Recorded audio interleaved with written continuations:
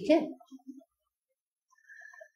تو اس بنا پر یوسف علیہ السلام کو اللہ نے بہت زیادہ عطا کیا. وراودتہ، پھسلانا چاہا اس کو. اب یوسف جوان ہو چکے تھے. رے واو دال اس کی روٹ ہے، کسی کو اپنی طرف موڑنا. وراودتہ، موڑنا چاہا اپنی طرف، آمادہ کرنا چاہا، پھسلانا چاہا اپنی طرف اس کو. التی، اس عورت نے، ہوا وہ، فی بیتہا، جس کے گھر میں وہ تھا.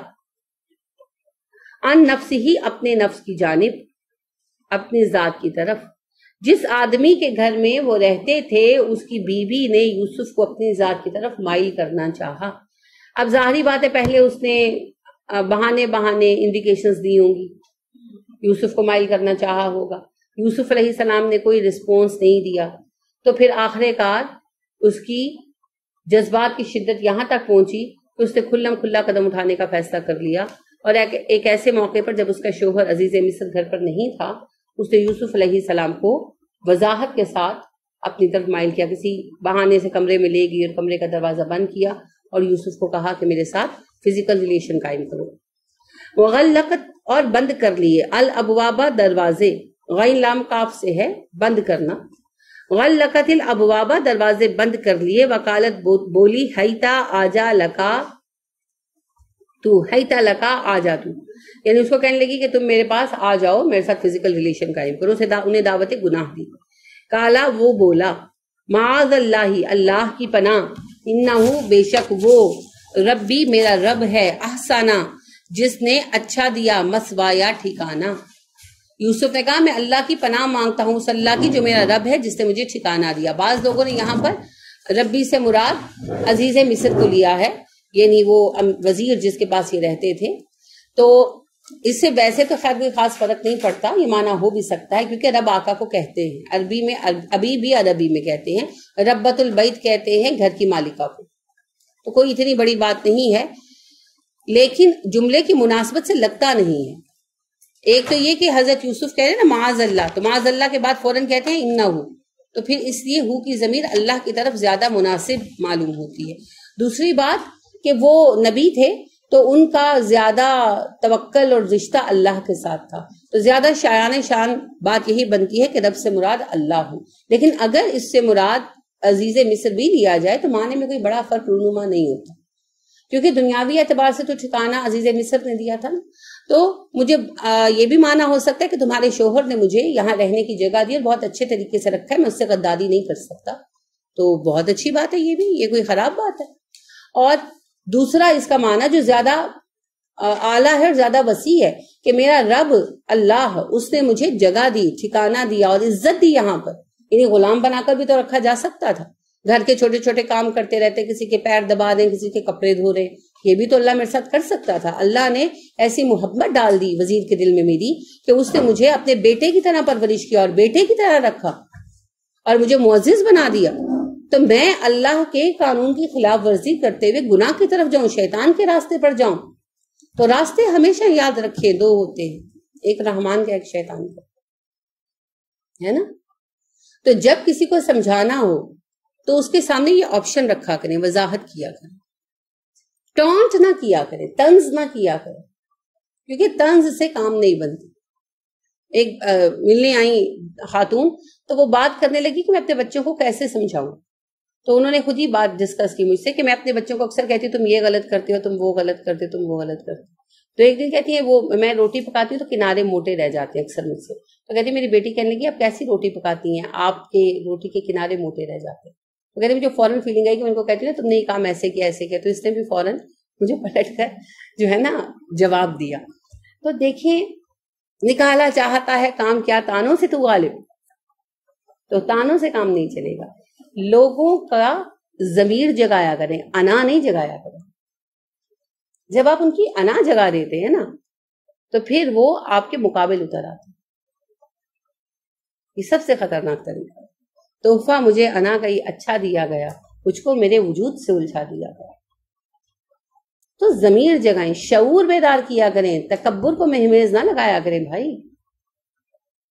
تو کیا طریقہ ہے اس کا؟ دعا سمجھانے کی بات ہو رہی ہے، دعا سے آگے نکل ہے.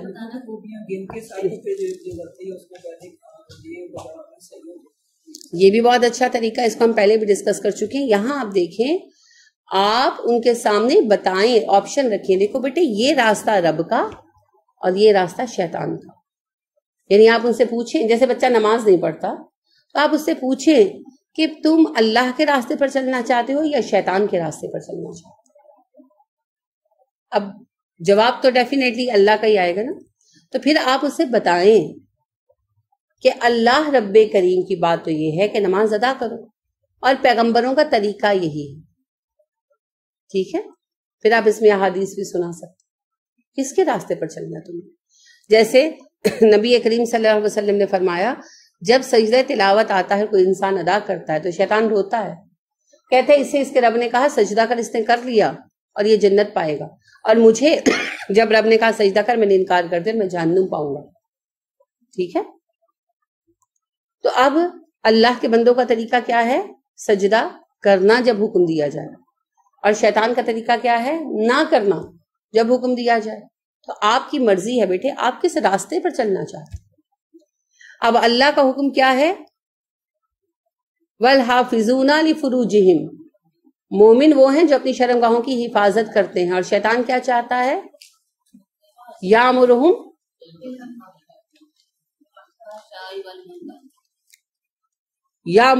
بِالْفَحْشَاءِ، وہ تمہیں حکم دیتا ہے بے حیائی کے کاموں کا.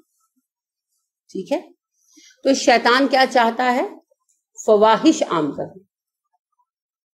تو جب ہم اپنی سلیکشن اس طرح کرتے ہیں نا چیزوں کی، اللہ کو کیا پسند ہے، اللہ کا راستہ کون سا ہے، شیطان کو کیا پسند ہے، شیطان کا راستہ کون سا ہے، تو پھر ہماری سلیکشن بڑی واضح ہو جاتی ہے ہر چیز.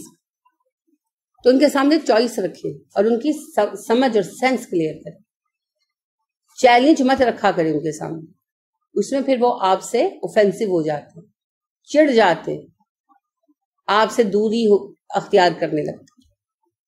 ٹھیک ہے، تو انہیں اللہ کی محبت پیدا کرتے ہوئے اللہ کے قریب لانے کے لیے اللہ کی پسند کے کام کرنے کی ترغیب دلائیں. جیسا کہ یوسف علیہ السلام میں یہ چیز یعقوب علیہ السلام پیدا کر چکے تھے بچپن سے، نبی تھے نا، انہوں نے وہ تربیت کی تھی. لہٰذا آپ دیکھیے کہ ان کے بڑے بیٹے بھی جب گناہ کا یہ کام کر رہے تھے تو ساتھ ساتھ لگے ہوئے تھے، ہم ایک ہی گناہ کر لیں پھر دوبارہ گناہ نہیں کریں گے. اور اگر آپ غور فرمائیں تو اس ایک فراڈ کے جو انہوں نے طویل عرصے تک جاری رکھا، انہوں نے اور کچھ کیا بھی نہیں.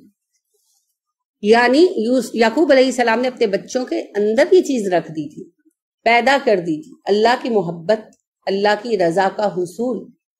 تو یوسف اکیلے بیٹھے ہیں، ایک طویل عرصے سے وہ ایک ایسے معاشرے میں تربیت پا رہے ہیں، اور سیکھنے کا اصل عرصہ جو بلوغت کا زمانہ ہے وہ انہوں نے مصر جیسے علاقے میں گزارا. آپ یوں سمجھے جیسے آج کوئی فرانس میں گزارے جہاں بالکل ہی بے راہ روی ہے.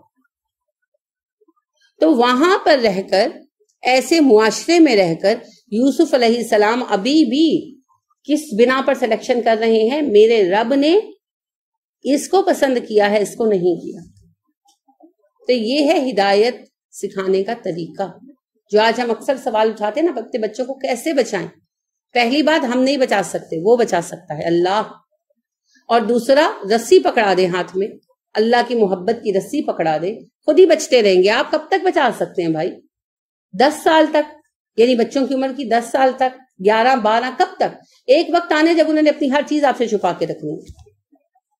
جب بچے بالغ ہوتے تو ہر چیز چھپاتے، فون تک چھپاتے. اچھا کال کرتے ہیں آپ کے موبائل سے ڈیلیٹ کر دیتے، آپ کہتے ہیں کیوں ڈیلیٹ کی؟ نہیں بس ویسے ہی. اور اس میں کچھ مشکوک بھی نہیں ہوتا. وہ ایج ایسی ہوتی ہے انہیں اچھا نہیں لگتا کہ آپ ان کے بارے میں جانیں. یہ بھی فطرت کا رنگ ہے، آپ بھی یہ سب کچھ کر چکے ہیں، لیکن ہمارے پاس ذرائع بہت کم تھے، اب ذرائع بہت زیادہ ہیں. بچے ہر چیز محفوظ رکھنا پسند کرتے ہیں. آپ کا آئی پیڈ یوز کرتے ہیں، پھر سارا ڈیٹا جو یوز کرتے ہیں ڈیلیٹ کر دیتے ہیں. آپ پٹتے ہیں کیوں ڈیلیٹ کیا، کیا دیکھا تھا. اچھا انہوں نے کچھ برا نہیں دیکھا ہوتا، لیکن بس وہ چاہتے ہیں کہ ہمارا راز ہماری ماں ہمارا باپ نہ جانے. یہ انڈیپینڈنٹ ہونے کی خواہش، سب سے مختلف ہونے کی طلب، یہ انسان کی فطرت میں ہے. اب اس ایج میں جب بچہ آ گیا، آپ اس کی کیسے حفاظت کر سکتے؟ نہیں کر سکتے، وہ کرے گا حفاظت اللہ کریم، اور وہ خود اپنے آپ کو بچائیں گے، اپنے آپ پر وہ خود نگران ہے۔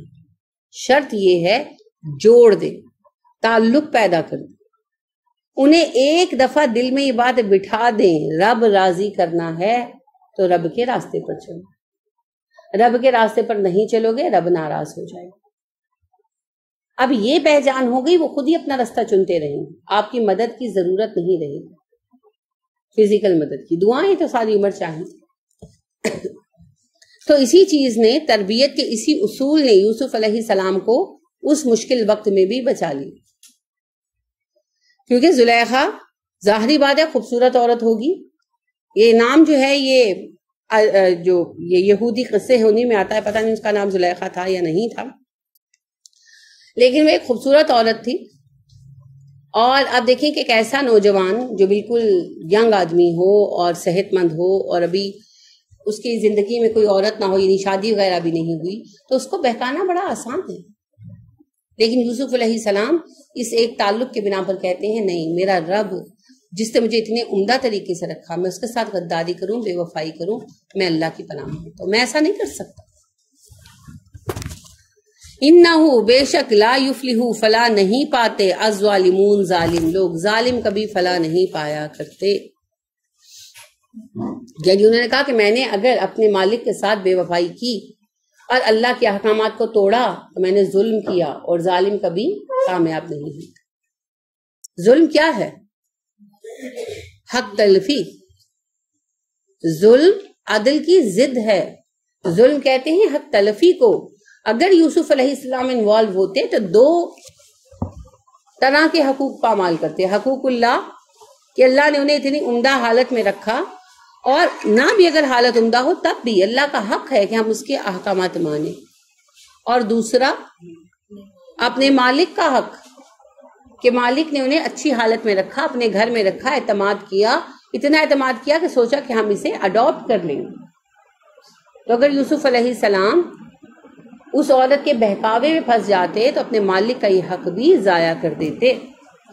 پھر تیسرا اپنا حق، جان کا حق نہیں ہے، جہنم سے بچنا، اور زانیوں نے کہاں جانا ہے؟ جہنم میں، تو پھر اپنے آپ پر بھی تو ظلم کرتے، تو اس طرح ظالم ہو جاتے، اور جو ظلم کرتے ہیں، حق ضائع کرتے ہیں، وہ فلاح نہیں پاتے۔ آپ بتائیں نماز کو ضائع کرنے والا فلاح کیسے پائے؟ کیونکہ نماز کیا ہے؟ کیا سمجھا ہم نے تفکر میں؟ سوال تھا نا نماز کیا ہے؟ کیا ہے نماز؟ اللہ کی عبادت ہے، عبادت اللہ کا حق ہے، تو نماز اللہ کا حق ہے۔ اب جو اللہ کا حق ضائع کرتا ہے وہ فلاح کیسے پائے گا؟ کیونکہ ظالم تو فلاح نہیں پاتے، حق تلفی کرنے والے فلاح نہیں پاتے، اسی لیے ہمیں فلاح نہیں مل رہی، کامیابی نہیں مل رہی۔ تو انہوں نے کہا اگر میں نے اس ظلم کو سر انجام دیا تو میں رسوا ہو جاؤں گا، مجھے فلاح نہیں ملے گی، مجھے فلاح چاہیے، مزے نہیں چاہیے دنیا میں، میں تمہارے اس بہکاوے میں نہیں آ سکتا۔ اب یوسف کے اس کردار کے اپوزٹ اس عورت کے کردار کو رکھیے نا۔ جس دن یوسف کے آقا جو بھی تھے وہ خرید کر لائے یوسف کو، اسی دن انہوں نے اپنی بیوی سے کہا نا ہو سکتا ہے میں اسے بیٹا بنا لوں۔ تو جس لڑکے کو اس عورت کا شوہر خرید کر اس نیت سے لایا کہ اسے اڈاپٹ کر لے، اسی لڑکے سے وہ عشق لڑانے کے چکروں میں تھی۔ اب آپ اس کا کردار دیکھیں، اب آپ ملاحظہ فرمائیں یوسف علیہ السلام کی تربیت کن بنیادوں پر ہوئی تھی، اور اس عورت کو کیا ماحول اور کیا تربیت ملی تھی۔ وَلَقَدْ بلا شک و شبہ ہمت بِهِ، اس عورت نے ارادہ کیا اس کا، یوسف کا، وَهَمَّ بِهَا، اور وہ بھی ارادہ کر لیتا اس عورت کا، لولا اگر نہ ان کے رأى دیکھ لیتا، برہان ربہ اپنے رب کی دلیل۔ بے شک عورت نے اس کا ارادہ کر لیا تھا، یعنی وہ دل میں باندھ ہو چکی تھی کہ میں اسے اپنا کیپ بنا کے رکھوں گی، اس کے ساتھ فزیکل ریلیشن بنا کے رکھوں گی، اور یوسف بھی اس کے ساتھ فزیکل ریلیشن کا ارادہ بنا لیتے اگر اللہ کی برہان نہ دیکھ لیتے۔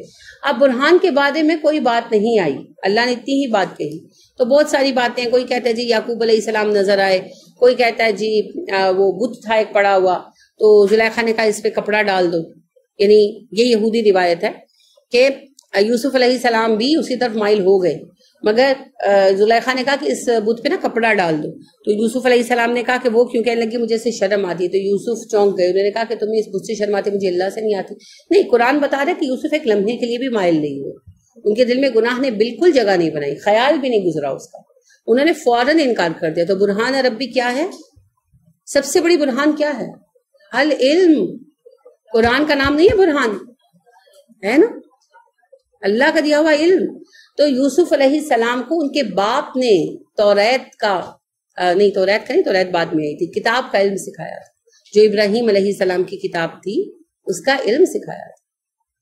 لہذا وہ صاحب کتاب تھے, پڑھے ہوئے بچے تھے. جیسے آج ہمارے بچے قرآن کا علم رکھتے ہیں, نہیں جانتے نا, قرآن کچھ نہیں سیکھا مگر ان کو پتہ ہے زنا حرام ہے. تو یوسف علیہ السلام تو بہرحال 12-13 سال کی عمر میں گھر سے نکلے تھے, تو انہیں ایک حصہ کچھ نہ کچھ کتاب اللہ جو اس وقت تھی اس کا یاد ہوگا. تو یوسف علیہ السلام کو وہ علم تھا, ان کے پاس برہان تھی, ان کو پتا تھا یہ حرام کام کی طرف بلا رہا. تو اسی علم نے دلیل کا کام کیا. تو پھر دلیل اصل میں کیا ہے, برہان اصل میں کیا ہے, العلم. تو اپنے بچوں کو علم دے, میں آپ کو کہتی ہوں نا, سکھائیں, بتائیں, سنائیں. ان کے وقت, مشکل ترین وقت پر وہ کام آئے گا. برہان بنے گا ان کے لیے, ضرور بنے گا. اور عین اس وقت کام آئے گا جب وہ مصیبت میں ہوں, یہ علم کام آئے گا. جیسے میں آپ کو بتاتی ہوں, سب سے بڑا فتنہ کیا ہے, امت مسلمہ کا سب سے بڑا فتنہ کیا ہے؟ دجال. دجال سے بڑا کوئی فتنہ نہیں ہے نا. نبی کریم صلی اللہ علیہ وسلم نے فرمایا سب سے بڑا فتنہ دجال ہے. ہر نبی نے اپنی امت کو دجال سے آگاہ کیا, مگر کسی امت پر دجال نہیں آیا, میری امت پر آئے, کیونکہ اب اور کوئی امت ہی نہیں آنی. تو دجال سب سے بڑا فتنہ ہے. تو دجال سے بھی کون بچیں گے؟ علم والے. لہٰذا آپ صلی اللہ علیہ وسلم بتاتے ہیں کہ جب دجال نکلے گا اور لوگوں کو پکڑے گا اور اپنی بیت پر, اپنے اوپر ایمان لانے پر آمادہ کرے گا, تو ایک مومن بندے کو وہ ہراساں کرے گا, اسے ڈرائے گا, اسے کہے گا کہ مجھ پر ایمان لا, میں مسیح. تو کہے گا تو جھوٹ بولتا ہے, تو مسیح نہیں, مسیح ایسے نہیں تھے. اس کی ایک آنکھ نہیں ہوگی نا, وہ ایسا پھولا ہوا ہوگا. تو عیسیٰ تو بڑے خوبصورت آدمی تھے, ان کی دونوں آنکھیں صحیح تھی. تو وہ کہے گا تم مسیح نہیں ہو, تمہارا حلیہ مسیح والا نہیں ہے, تم مسیح نہیں ہو, تم دجال ہو. تو وہ بہت بحث کرے گا اس بندے کے ساتھ, وہ بندہ نہیں مانے گا. تو وہ کہے گا کہ اب دیکھ میں تیرے ساتھ کیا کرتا ہوں. تو وہ اسے مار دے گا اور مرنے کے بعد زندہ کر کے اٹھائے گا. اب یہ مرنا زندہ کر کے اٹھانا کس قسم کا ہوگا, نظر بندی ہے, کیا ہے, یہ تو اللہ ہی بہتر جانتے ہیں. لیکن بہرحال لوگوں کی نظروں میں وہ مر جائے گا اور پھر وہ اسے زندہ کر کے اٹھائے گا. تو اس کو کہے گا دیکھا میں تجھے مار دیا اور پھر زندہ کر کے اٹھایا. وہ کہے گا اللہ کی قسم تو دجال, کیونکہ میں نے اپنے نبی صلی اللہ علیہ وسلم کا فرمان پڑھا تھا کہ تو ایک بندے کو مارے گا اور پھر زندہ کر کے اٹھائے گا, تو پکا دجال ہے. تو دیکھیں کون سی چیز کام آ رہی ہے, علم. برہان کیا بن رہا ہے, علم. پھر علم کام آئے گا. تو سب سے بڑا فتنہ دجال, اس کے سامنے بھی کیا کام آئے گا, العلم. یعنی علم ہے, اللہ رحم فرمائے, اللہ ہمیں محفوظ رکھے. لیکن اگر آج دجال آ جائے اور آپ اس کو دیکھیں تو آپ جان سکتے ہیں عیسیٰ ہے یا دجال کے نہیں جان سکتے؟ جان سکتے ہیں, کیونکہ ہم جانتے ہیں عیسیٰ علیہ السلام کی دونوں آنکھیں صحیح تھی. عیسیٰ علیہ السلام کے بال بڑے خوبصورت اور سیدھے تھے اور وہ سیٹ ویٹ لک دیتے تھے. نبی صلی اللہ علیہ وسلم نے کہا نا, جب عیسیٰ تمہارے سامنے آئیں گے اور جامعہ دمشق کی مشرقی مینارے پر اتریں گے تو تم دیکھو گے تو تمہیں لگے گا ان کے بال گیلے ہیں, حالانکہ گیلے نہیں ہوں گے. تو سیٹ ویٹ لک نیچرلی ایسی ہے ان کی. اور ان کا نام گندم گو ہے, قد میں درمیانہ ہے, اور سب سے بڑی بات بڑے حسین آدمی ہیں. تو اللہ کے نبی صلی اللہ علیہ وسلم نے اس کی آنکھ کو خاص نشانی بنایا. آپ نے کہا ایک وقت آئے گا جب دجال دعویٰ کرے گا, پہلے دعویٰ کرے گا میں مسیح ہوں, پھر دعویٰ کرے گا میں رب ہوں. یعنی وہ مسیح کی بنا پر نا, مسیح کو آپ کو پتا ہے عیسائی خدا کا بیٹا مانتے ہیں, اسی بنا پر وہ کہے گا کہ میں تو خدا ہوں, خدا کا بیٹا ہوں, خدا ہوں. تو اللہ کے نبی صلی اللہ علیہ وسلم نے فرمایا دھوکے میں مت آنا, تمہارا خدا کانا نہیں ہے. ٹھیک ہے نا. تو ایک عام بھی بندہ دیکھے گا اور جان لے گا جس سے تھوڑا سا علم لیا ہے, زیادہ علم نہیں ہمیں, لیکن ہم اتنا جانتے ہیں کہ عیسیٰ علیہ السلام کانے نہیں تھے, تو اسی سے ہم جان جائیں گے یہ جھوٹا ہے. صحیح. تو کون سی چیز بچا رہی ہے, علم. برہان کیا ہے, العلم. اسی برہان نے یوسف علیہ السلام کو بچایا, یہی برہان آپ کے بچوں کو بچائے گا, ہم سب کے بچوں کو بچائے گا. علم دیں ہاتھوں میں, علم دیں, پھر جب کوئی ان سے جھوٹ بولے گا نا تو وہ جان جائیں گے جھوٹ بول رہے.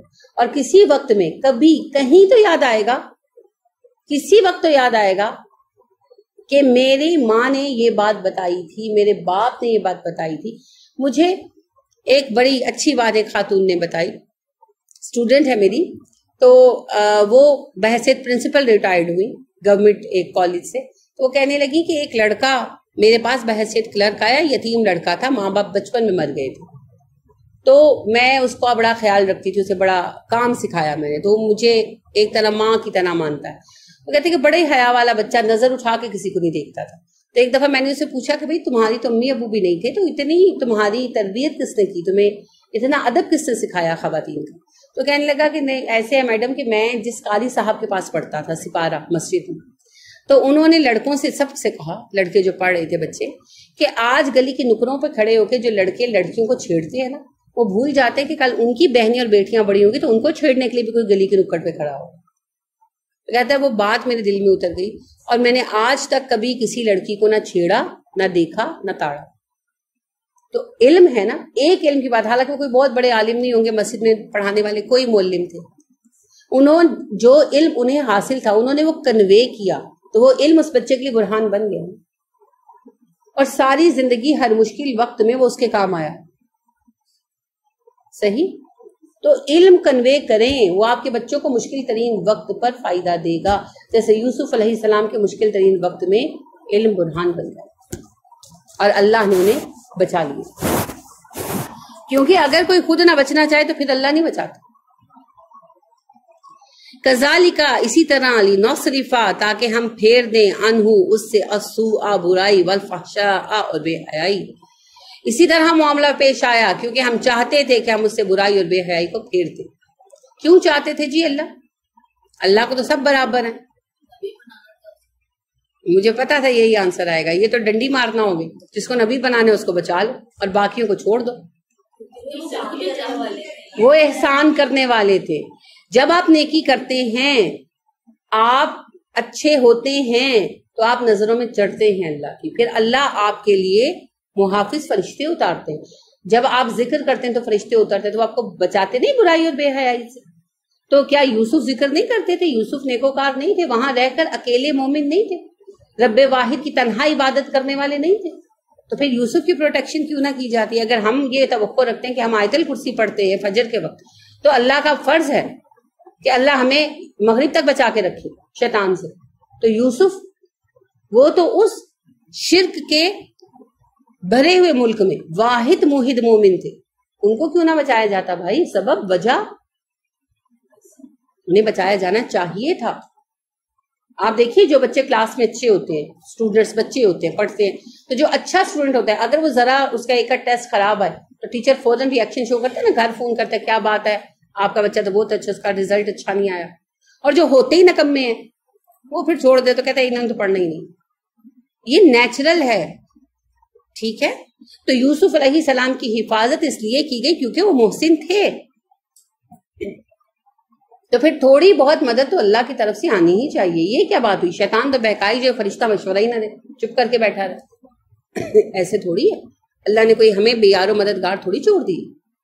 اسی لیے اب یہاں پر ایک اور چیز دیکھیے, یوسف پر کیسے چال اثر کرتی. یوسف تو گھرے ہوئے تھے فرشتوں کے ساتھ, کیونکہ مومن تھے, موحد تھے, مشرکوں میں رہ کر توحید والے تھے, اور اللہ کی عبادت گزار تھے, ذکر کرنے والی زبان رکھتے تھے, شکر گزار دل رکھتے تھے. نبی صلی اللہ علیہ وسلم نے کہا نا, اللہ میں آپ سے شکر گزار دل, ذکر کرنے والی زبان مانگتا ہوں. اور یوسف میں تو یہ دونوں چیزیں تھیں. اب جب وہ وہاں رہ کر ہر وقت اتنی کتاب کو سنبھالے ہوئے تھے جتنی ان کو آتی تھی, جتنی یعقوب علیہ السلام نے تعلیم دی وہ نمازوں میں پڑھتے ہوں گے کہ نہیں. اور پورے مصر میں دیکھیں وہ اکیلے تھے پڑھنے والے, اور اللہ کا ذکر کرتے تھے, فرشتوں سے گھرے ہوئے تھے. اب جیسے ہی زلیخا نے انوائٹ کیا تو کس نے مشورے دیے ان کو؟ فرشتوں نے. کیا مشورے دیے؟ بھاگ یوسف, جان بچا, یہ تو تجھے جہنم میں گرائے گی. اب جب ارد گرد فرشتے ہی فرشتے ہیں, اور جب فرشتے آتے تو شیطان کو بھگا دیتے. اب جو ذکر کر رہا ہے اس کے ساتھ فرشتوں کی لشکر ہوتے ہیں کہ نہیں؟ آپ نے پڑھا نا کئی اذکار کے بارے میں کہ فرشتوں کے گروہ اترتے. تو اب جب فرشتوں کے 12 15 16, اب یوسف کے ساتھ تو کتنے ہوں گے اللہ جانتے ہیں. میں ایک بات کروں کہ 12 15 لوگ ہی آپ کے ارد گرد ہو, تو 12 15 کے باہر جو بندہ بات کرے اس کی آواز صحیح پہنچتی ہے؟ نہیں، اب شیطان کو تو انہوں نے کئی میل بھگا دیا، اب یوسف کو کون غلط مشورہ دے؟ لہٰذا یوسف علیہ السلام کو ضمیر تو ہمیشہ صحیح مشورہ دیتا ہے، ہم شیطان کے شور میں سن نہیں پاتے۔ اب اندر سے بھی وہی بات آ رہی تھی، یوسف اوائڈ اٹ، اور باہر سے بھی وہی مشورہ آ رہا تھا، یوسف بچو، ہوشیار باش۔ تو بھائی یوسف نے کیسے بہکنا تھا؟ تو اگر ہم اپنے بچوں کو ذکر کی عادت ڈال دیں اور ان کے ہمراہی، ان کے ساتھی فرشتے بن جائیں، تو پھر جب مشکل وقت آئے گا وہ مشورے دیں گے، اور وہ وہی مشورہ دیں گے جو مومن مومن کو دیتا ہے۔ تو پھر اندر اور باہر کی آواز ایک ہو جائے گی نا، تو پھر کام صحیح ہوگا۔ کیونکہ جب ذکر ہوتا ہے فرشتے اترتے ہیں، شیطان بھاگ جاتا ہے۔ ہر بندے کے ساتھ ایک شیطان نتھی ہے نا، وہ بھاگ جاتا ہے، پھر خیر کے فیصلے ہوتے ہیں۔ تو یوسف علیہ السلام کیسے پھنس سکتے تھے؟ تو یہ بھی یہود کا بہت بڑا جھوٹ ہے کہ یوسف گویا مائل ہو گئے تو زلیخا نے کہا اچھا میرے پاس آنے سے پہلے کپڑا ڈال دو۔ نہیں، یوسف اتنے بھی مائل نہیں ہوئے، ایک لمحے کے لیے بھی نہیں ہوئے، قرآن کا بیان پڑھیں، ایک لمحے کے لیے بھی نہیں ہوئے۔ کیوں نہیں ہوئے؟ کیونکہ وہ ذکر کرنے والا دل، ذکر کرنے والی زبان، شکر کرنے والا دل رکھتے تھے۔ ان کے ہمراہی نیک فرشتے تھے جنہوں نے انہیں بہترین مشورے دیے تھے۔ تو اب یہ دیکھیں تربیت کے اصول آ رہے ہیں جو آپ مجھ سے بار بار پوچھتے ہیں، بچوں کی تربیت کیسے کریں؟ ایسے کریں، انہیں تنہا نہ رہنے دیں، ان کو تنہا نہ رہنے دیں، ان کے ساتھ بہترین ساتھی جوڑ دیں۔ اولئک حسن رفیقا، بہترین ساتھی جوڑ دیں ان کے ساتھ، اور اس کا بہت آسان طریقہ ہے، انہیں ذکر کی عادت ڈال دیں۔ وہ تنہا نہیں ہوں گے، بہترین مشورہ دینے والی ٹیم ساتھ ہوگی، اور انسان وہی کرتا ہے جیسے اس کے مشیر ہوتے ہیں۔ ان کے مشیر ہم تھے، ہمارے مشیر تم۔ حضرت علی کی بات ہے نا، یاد ہے نا؟ تو جیسے مشیر ہوتے ہیں ویسے کام ہوتے ہیں، تو ان کے مشیر بدل دے بس۔ اور یہ بہت مشکل نہیں، بہت آسان۔ خالی آپ، جو میں نے آپ کو لا الہ الا اللہ وحدہ لا شریک لہ لہ الملک ولہ الحمد یحیی ویمیت وہو علی کل شیء قدیر، فجر اور مغرب کی نماز کے بعد سلام پھیر کر تشہد کے انداز میں بیٹھے ہوئے بغیر کسی سے بات کی 10 مرتبہ پڑھنے کا بتایا، اگر آپ اسی پر وداع مت بچوں کو کرا دیں، مستقل کرا دیں، تو شیطان سے محفوظ رکھے جائیں گے، اسی میں بچ جائیں گے۔ تو ذکر کو ان کی عادت بنا دو۔ پھر دیکھیں،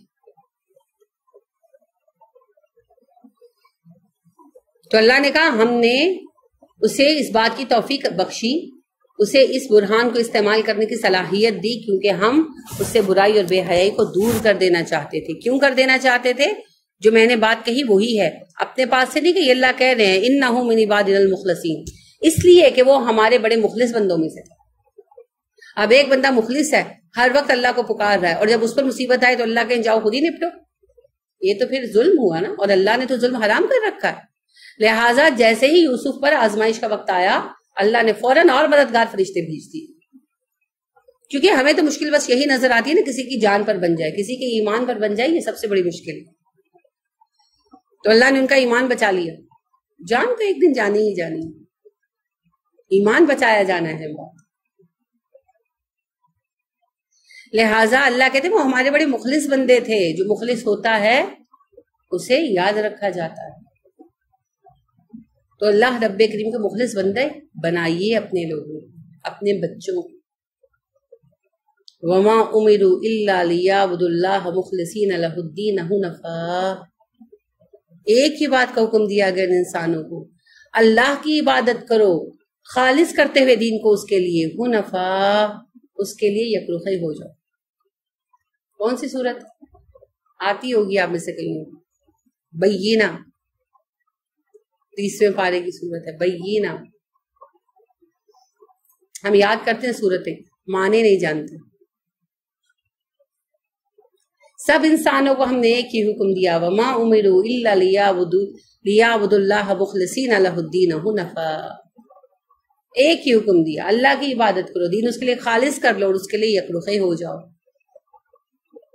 تو اپنے بچوں کو اللہ کی عبادت کرنا سکھائیں۔ یہ بات وہی آ گئی جو آپ پوچھ رہی تھی، نمازیوں میں قوت فیصلہ کیوں نہیں ہوتی؟ نماز اللہ کے لیے تھوڑی پڑھتے ہیں، عادتاً پڑھتے ہیں، بس ماں باپ نے سکھا دی تو پڑھتے ہیں۔ بس ایسے ہی پڑھتے ہیں، سب پڑھتے ہیں، ہم بھی پڑھتے ہیں. کبھی پوچھے نماز کا مقصد کیا ہے، اور اپنے دل سے آج پوچھئے گا سنجیدگی کے ساتھ. میں آپ سے کہہ رہی ہوں، آپ نماز کیوں پڑھتے آئے؟ ہم میں سے بہت سارے بلا مقصد نماز پڑھتے، تو پھر خلوص تو نہ آیا نا. خلوص تو ہوتا ہے کسی کے ساتھ جڑ جانے سے، کسی کے لیے مخلص ہو جانے سے. تو اللہ کے لیے خالص بندگی. اور یوسف علیہ السلام جب اپنے اصل سے کٹ کر مصر میں آ گئے تب بھی اللہ کے ساتھ جڑے رہے، اسی کے بندے بنے رہے. یہ ہے خالص کون. تو چونکہ وہ اتنے سارے لوگوں میں خالصتاً اللہ کے بندے تھے، تو پھر اللہ کریم نے بوقت مشکل انہیں بچایا. جس کے وہ مخلص ہیں وہ بھول جائے گا، تو اللہ کے لیے خالص ہو جائے. یہ خالص ہونا مشکل ہے، مگر اس کے فائدے بہت ہیں.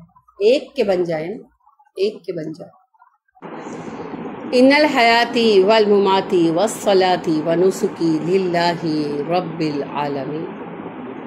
کہہ دو میری زندگی، میری موت، میری نماز، میری قربانی سب اللہ کے لیے ہے جو جہانوں کا رب ہے.